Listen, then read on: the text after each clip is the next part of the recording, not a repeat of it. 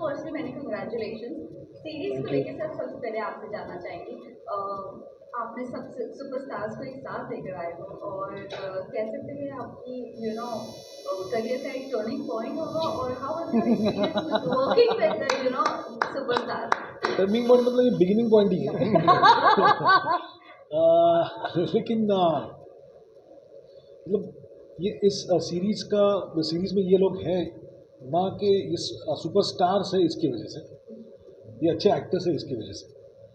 तो हर कैरेक्टर के लिए मतलब सही के कैरेक्टर के लिए सही वॉज वेरी एप्ट सभी और मुझे पता है कि वो एक्टर उसके अंदर पोटेंशियल क्या है। आशु सर के साथ मैंने पहले काम कर चुका हूँ, उनका वेंटिलेटर के वक्त में एसोसिएट डायरेक्टर था। और फिर Makarand and Sonali I have seen them, उनका बहुत सारे प्रोजेक्ट्स मैंने देखे हैं। तो उसके बाद मुझे लगा कि ये जो पर्टिकुलर रोल्स हैं उनके लिए ये ही आर्टिस्ट करेक्ट रहेंगे, ना कि सुपरस्टार्स। ओके वेल सही ना आपसे जानना चाहेंगे कितना चैलेंजिंग आपका किरदार है और हम देख रहे हैं अभी भी आपके टैटूज है और बहुत सारे आपने टैटूज भी बनाए थे आपके किरदार के लिए। थोड़ा सा वो जानना चाहेंगे आपके किरदार के बारे में। किरदार बहुत चैलेंजिंग था, something that I not done before. Look wise भी, बॉडी लैंग्वेज हो या उसकी भाषा हो, सब अलग था। ये तो बस एक्सटर्नल ब्यूटिफिकेशन है। असली ब्यूटी तो आपको 4 अक्टूबर से देखने मिलेगी, क्योंकि बहुत लेयर्ड परफॉर्मेंस है। क्योंकि ये वेब सीरीज़ घूमती है ह्यूमन नेचर के कॉम्प्लेक्सिटीज़ के अराउंड, तो उतने ही सबके कैरेक्टर्स लेयर्ड है, मेरा भी लेयर्ड है। And I can't wait for you all to watch from 4 October. Binge watch करना प्लीज़। या श्योर सर आपसे जानना चाहेंगे एक ऑफिसर के किरदार के बारे में। ऑल्सो आपने पहले भी मूवीज बहुत सारी दे रखी है, तो इस मूवी में आपने आशीष सर को कितना हेल्प किया सीरीज बहन। I am so sorry. तो सीरीज में कितना आपने आशीष सर को हेल्प किया, ऑल्सो इस किरदार में आपके लिए क्या चैलेंजिंग पार्ट था? सबसे अहम बात यह कि पुलिस फोर्स पे जब भी कुछ शो या कुछ फिल्म बनती है तो मेरे लिए वो ख़ास हमेशा एक उसकी ख़ास जगह है, क्योंकि मेरे पिताजी भी पुलिस अफसर थे। तो मैंने वो ज़िंदगी देखी है, मैंने किस तरह से उन्होंने 24-24 घंटे काम किया है, ड्यूटीज़ होती थी, तो पता है कि उनका कितना सैक्रिफाइसेस रहे हैं। तो पुलिस फोर्स के सैक्रिफाइसेस जो हमारे प्रोटेक्शन के लिए वो जितना करते हैं, वो जितना भी हम उसको सराहें उतना हमेशा कम लगता है मुझे। तो जब एक पुलिस अफसर का रोल मुझे ऑफर हुआ, और वो भी ऐसा पुलिस अफसर जिसके बारे में जिनका नाम मैंने सुना था लेकिन उनका कार्य मुझे पता नहीं था, और जब मैंने ये सुना कि रमाकांत कुलकर्णी जी ने इतनी सारी केसेस सब सॉल्व किए, उनका 100% सक्सेस रेशियो था, और उस वक्त वो शेरलॉक होम्स ऑफ इंडिया इस किताब से जाने जाते थे। तो मुझे जब पता चला कि मैं महाराष्ट्र में रहते हुए, मुंबई में रहते हुए मुझे इनके बारे में पता नहीं है, तो अगर ये मुझे मौका मिला है कि ये मैं रोल प्ले करूं, तो पहले तो मैं भाग्यशाली हूं कि ये रोल मुझे ऑफर हो रहा है, और अगर मैं इसे ये करता हूं और ये अगर लोगों तक पहुंचता है तो बहुत ज़रूरी बात है, ताकि सिर्फ महाराष्ट्र ही नहीं, देश भर सारे लोग रमाकांत कुलकर्णी जैसे अफसर को सराहें, उनके बारे में जितनी जानकारी हासिल उन लोगों को वो अच्छा है। आशुतोष जी, मतलब आपने अपने करियर की शुरुआत एज एन एक्टर की थी, डायरेक्शन में गए, वापस से एक्टिंग, ये जो सर्कल आप कंप्लीट करें, तो how do you feel about it? I feel very happy, simply because direction शुरू करने के बाद मैंने सोचा नहीं था कि मैं एक्टिंग के पास वापस जाऊंगा, क्योंकि एक प्रथा है कि जो डायरेक्टर बन जाता है उसको दूसरे directors as an actor cast नहीं करते। वो एक नॉर्म था उस टाइम, अब वो बदल रहा है। और इसलिए जब मुझे वेंटिलेटर में राजेश मापुस्कर ने कास्ट किया, या मुझे अभी समीर सक्सेना, अमित गुलानी, इन्होंने काला पानी में कास्ट किया, तो एक तो वो रोल्स बहुत अच्छे थे, उनकी जो दुनिया थी उस रोल्स की वो बहुत अच्छी थी, और मुझे एक्साइट कर गई। और मुझे हमेशा लगता है कि अगर मैं उस प्रोसेस को एंजॉय नहीं करने वाला हूँ, या वो जो जर्नी अगर मुझे पसंद नहीं होने वाली है, तो फिर काम करने का मतलब नहीं। So when I got offer to play Ramakant Kulkarni by Ashish Bende, जिसकी पहली फिल्म मैंने देखी और मुझे बेहतरीन लगी, उसको इतना अवार्ड्स मिला वो तो दूसरी बात है, लेकिन फिल्म बहुत ही दर्जेदार है और बहुत बारीकी से उसने बनाई है। और वेंटिलेटर में मैंने उसके साथ काम किया है because he was associate director that time. तो मुझे लगा कि एक ट्यूनिंग जो हमारी हो चुकी है वो शायद इस फिल्म में उसका फ़ायदा होगा। मैं निश्चिंत रहूँगा कि I am being directed by Ashish. तो I naturally said yes because there were too many tick boxes that were going towards the yes. Also sir आपने कितना रिसर्च किए है और इस किरदार के लिए कितना प्रिपरेशन किए है, कितना आपका होमवर्क था इस किरदार के लिए? You know, English में कहावत है ना, you get food served in a plate. So this is like a project that got served to me on a plate.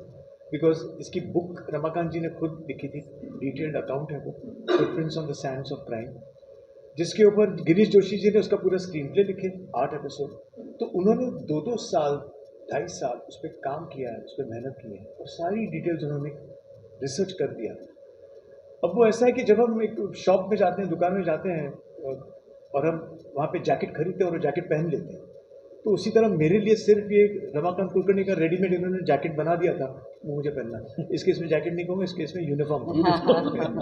Also recently जो मैच शरद पवार सर और 1973 का भी आपने फोटो डाला है और जी। रिसेंट फोटो भी डाला है। How was your experience meeting him और क्या कुछ मूवी को लेके आपकी बातचीत हुई, थोड़ा बहुत बताओगे? It was a wonderful experience, but I think ये इसका जो इसका जेनेसिस है वो आशीष ज़्यादा जानता है।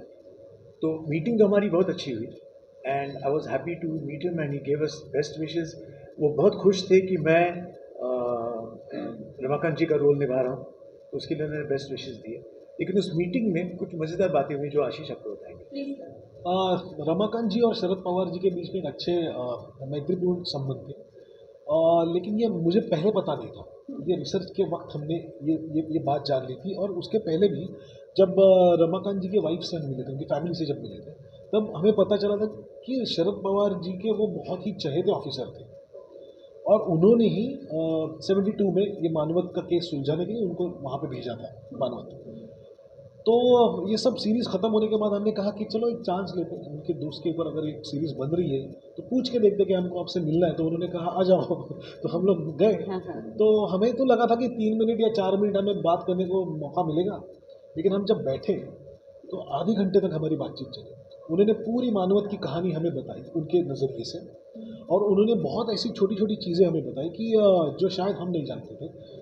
और ऑफ कोर्स मतलब उनको हम इनकॉर्पोरेट नहीं कर पाते इस सीरीज़ में, लेकिन I was shock to see like no कि उनको इतना ज़्यादा याद है अभी, मतलब आफ्टर 50 ईयर्स ऑलमोस्ट अभी तक उनको ये याद है। और आपको सॉरी बट जिस तरह उन्होंने अगर बताया उनकी उनके बारे में, आपको लगा कि आपने सीरीज में कहीं ना कहीं कुछ चीजें मिस कर दी है? नहीं, कुछ चीज़ें हमने सीजन 2 के लिए रखी है। तो ये सब सीजन 2 में यूज़ हो जाएंगे। Oh that's great. सही, आपका मतलब किरदार जो रियलिस्टिक, कहानी पूरी रियलिस्टिक है, तो आपके लिए कितना चैलेंजिंग था वो पूरा सीन रिक्रिएट करके मतलब हम जो दर्शक है उनको दर्शक कराना, कितना चैलेंजिंग था आपके लिए? एक्चुअली समिंद्री का काम दहशत फैलाना नहीं है, वो it's just a reflection of who she is, और वो ऐसी क्यों है ये जानने के लिए आपको सीरीज़ देखनी पड़ेगी।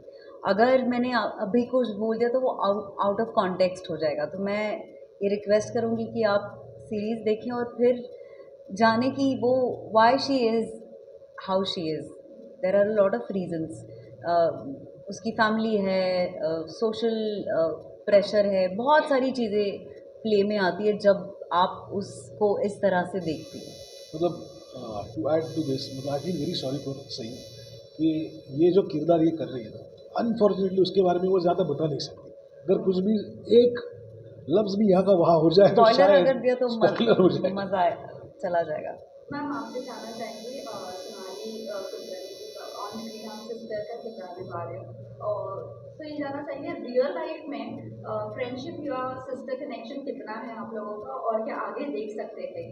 सोनाली जी को हम मतलब मैं अन्नपूर्णा बोलती हूँ, क्योंकि वो कई बार मैं कॉमेडी शो करती हूँ जज, तो कई बार वो भी बगल की कुर्सी पर बैठी हुई होती है, तो हमारी एक तरह से जोड़ी है, और वो जब भी आती है खाली हाथ कभी नहीं आती है, तो हम सब उन्हें अन्नपूर्णा बुलाते हैं। और अन्नपूर्णा अगर बहन हो आपकी तो सोने पे सुहागा है। मज़ा ही आ गया उनके साथ काम करके। एंड लास्टली आप जाते जाते फैंस एंड व्यूअर्स से क्या कहना चाहोगे सीरीज के बारे में? ये बहुत दिल से बनाई हुई एक सीरीज़ है, इसमें बहुत अच्छा मैसेज हम देने की कोशिश करें, लेकिन एट द सेम टाइम ये बिंज वर्दी है। एक मराठी लैंग्वेज में इस तरीके का कंटेंट अभी तक आया नहीं है, और इसे सिर्फ मराठी मत समझिए, मेरे हिसाब से ये नेशनल लेवल में कम्पीट कर सकती है। नेशनल लेवल के लिए बनी हुई सीरीज़ है, उसको हमने अलग अलग भाषाओं में जैसे कि हिंदी, तमिल, मलयालम और बंगाली में भी डब किया है। तो इन सभी लैंग्वेजेस में ये अवेलेबल होने वाली है 4 अक्टूबर से, तो प्लीज़ इसे देखिए और इन लोगों के काम के लिए देखिए। आशीष, आप मतलब आशुतोष जाने माने निर्देशक है, इंटरनेशनल लेवल तक पहुँचे हैं। किस तरह से आपने उनको निर्देशित करते हुए कितने चैलेंजिंग रहा आपको, क्योंकि उनकी खुद की बहुत इनोवेटिव आइडियाज़, हालांकि काफ़ी साल से हम देख रहे बहुत ही टैलेंटेड डायरेक्टर है, तो कितना चैलेंजिंग रहा आपको उनके साथ में काम करना, उनको निर्देशित करना? चैलेंजिंग मतलब एक तो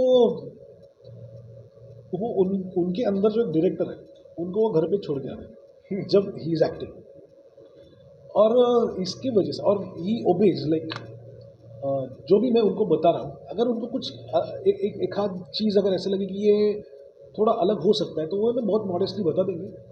अगर वो मुझे पसंद आ गई तो मैं उसको रखूँगा, और अगर उसके बारे में मेरा कुछ अगर काउंटर आर्ग्यूमेंट होगा कि नहीं सर मुझे लगता है ऐसा है, तो ये सर ओके लेट्स गो है। तो मतलब ये चैलेंजिंग नहीं था, लेकिन एक चीज़ बताता हूँ कि जब शूट होता है तो ये आते थे, मॉनिटर पे देखते थे, और शॉट होने के बाद अगर कुछ शॉट्स में ऐसा हुआ है तो उन्होंने देखा कहा सुपर, बट वो super is enough for me. Lastly sir आप और मैम आप क्या कहना चाहोगे फैंस एंड व्यूअर्स को?